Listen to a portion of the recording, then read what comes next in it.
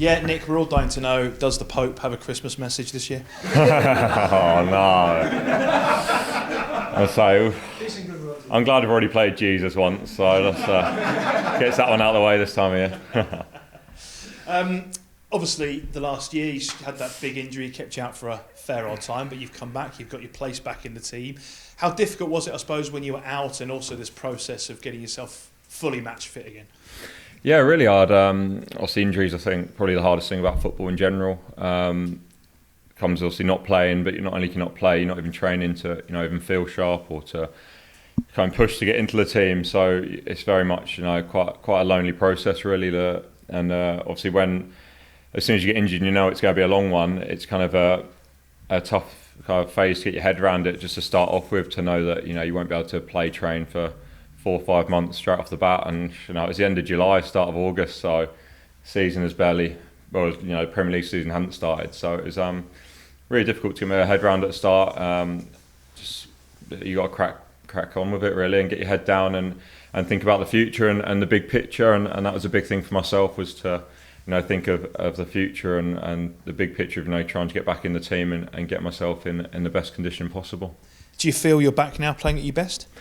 I think I'm getting there. I think I always want to be one of them people. I'm always improving. I don't want to think that I'm going to finish article. I wasn't when I played for the first year in the Premier League, and I certainly won't be now, and I won't be next year. So it's a part of a ongoing process of trying to improve. Really, that's how I want to see it. So I like to say we're in a good place, and the team started well, and we've built a foundation for the season. But that's all it is so far. So a lot of how the season goes depends on these next few weeks and months. Since we last spoke, obviously you've got yourself back in the Burnley team, but also you made your full England debut as well. How special was that?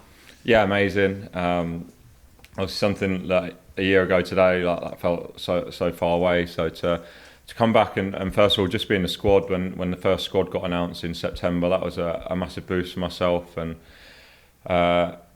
just really kind of a confirmation of how well the season started, and for all the hard work that had been put in for the last year, to have that to kind of back it up was really nice. So, and to finish kind of the 3 international spells, as it were, the 3 breaks in 3 months with a full England cap was I was over the moon with that. Do you think that you could aim next year to be England's number one? It's possible. It's a target, but also a target. It's a long way away. There's so much can happen until then. So it's something that, if I put too much energy into thinking about that, it's taking you off the ball. I think there's no internationals till March now, so it very much gets parked. And you look week by week now, game by game, and doing my best for Burnley, and that's all that's on my mind, really. It's one of the things that when it comes round, also you look forward to it. And I love playing for England and love being with them lads and training and being in that environment. But as soon as it's done, you've got to get back to the day in day out of Burnley and concentrating on, and that's what's best for myself, and to get in that England squad is to put in the performances for Burnley. But Gareth must be happy with what he's seeing from you day in day out here at Burnley. You can ask him, I think. He must have had a conversation with you. Obviously, person, manager you can speak to. So it's obviously for him to even put me in for that game, I think it's a nice message almost to send to myself. So it's something that it's an ongoing process. The England thing, I'm still very new. I've 5, 6 squads maybe I've been in. Obviously 2 caps now, so it's still very the early stages of building something of an England career, if we can call it that. So just very much see how it goes. Before the Newcastle game, you had 3 fairly heavy defeats, didn't you, in consecutive games? So how important, though, was it then for you and the rest of the defence? Because this is a club that prides itself on not conceding many goals. How important was that Newcastle game?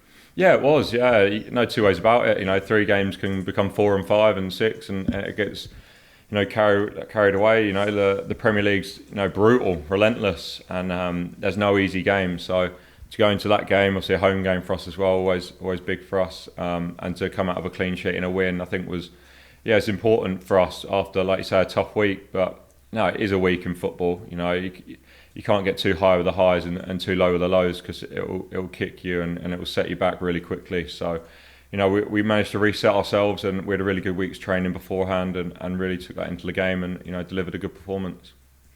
Did you know that was the first game that Burnley hadn't conceded a shot on target ever in the Premier League? I did read that afterwards, yeah. So good job didn't let one in, wasn't it? Did it feel like a quiet game to you though? Because that's unusual, judging by that stat, for you to not have to make a save. Yeah, it is. Yeah, I like to think there's more to being a goalkeeper than making saves, to be honest. So I wouldn't.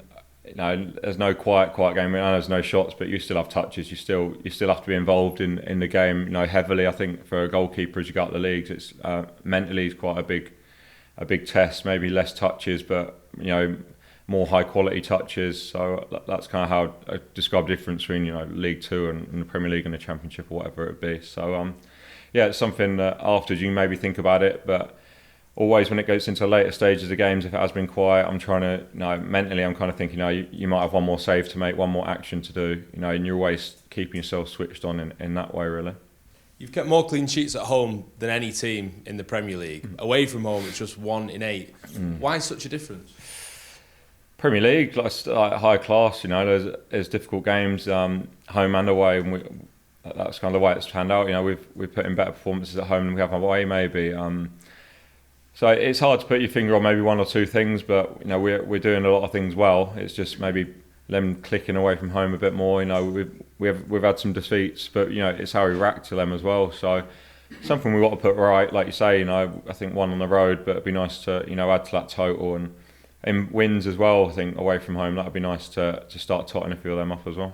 It's nothing obvious then, the difference between the two for you guys. I wouldn't say so. We've got to go in each game with the same mindset and the same mentality. We know 38 games in a season, there's not going to be any easy ones, So we have to put in 100% wherever we go every week. Otherwise, we know we'll get nothing. So we've got to take that mentality on the road and that confidence we've got from last week and try and put it right. We've had some good performances on the road, and it's just maybe not fell for us or just gone against us in certain things, and that happens sometimes. You've got to pick yourselves up and react and make it better the next time. And what about Bournemouth then, going down there? They're missing maybe their 2 first choice frontmen as well, so that's a boost to you guys. Yeah, obviously, they've got a strong squad really nowadays. I think that's another thing with the Premier League is it's not just the 11, it's a strong squad there is. So whoever you play against, we've gone through stages where we've had 5, 6, 7 injuries. So it happens to all teams throughout the season. I think that's why it's vitally important to stay together as a unit, and you've got to have characters within the squad, and you've got to have a real squad mentality of everyone pulling in the same direction. I think that's a massive characteristic that we have as a football club, not even just a playing staff, as a club, with the fans and the staff and everyone pulling in the same direction. I think that's a positive we can carry with us week in, week out. Thank you, Nick. Hi, Nick. Hello. Obviously coming up to a busy time of year with 4 games in 12 days. Just how much do you enjoy this time of year and sort of this period? Is it, as a player, everything you want? I don't know, you can be to say. It's funny, that obviously question comes up every year, and you kind of think, and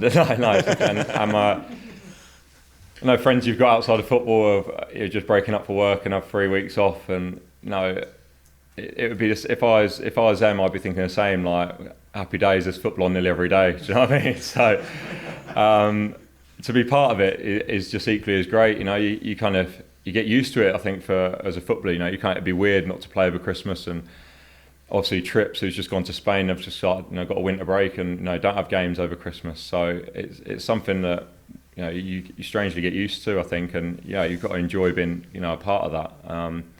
Like I say, it's football. It's quick, sharp. It's an important time of the season. Be able to, if you can pick up points, like you say, them 12 days, it can really, kickstart and boost your season. And we mentioned the clean sheet record there, and obviously good to get one last weekend. Just how much pride and sort of enjoyment do you take from a clean sheet as yourself and as a sort of back 5 year? It's always good to get one. You do. Everyone counts them. I think for a goalkeeper, you don't score many, so not yet anyway. So to be able to have that as like a goal, I think in regards, say the back 5, kind of, that's something we look for. But it's very much the whole team really. We like to press from the front with the the front lads, and we like to work hard in every position to make it difficult for the opposition. So I think that's something that as a collective we really take pride in being difficult to beat and being difficult to score against. And lastly for me, you signed your new contract sort of at the end of last season or just after the end of the season, I think, and a few more players have put pen to paper on longer term deals. Just how important is it to have sort of that core group of players who are going to be your teammates for 2, 3, 4 years? Yeah, massive. I think down the years you've seen uncertainty that can be caused by a number of players being out of contract and that kind of spreading throughout the squad and affecting results on a Saturday. So it's more than just pen and paper or numbers on a screen or whatever. It's very much part of the togetherness, and when you've got that kind of solid base of a squad and everyone like all adds to pulling in the same direction, I think, and all being in together, like signing contracts is a great thing for the club to do and the players to do, to really commit yourself to Burnley and this club.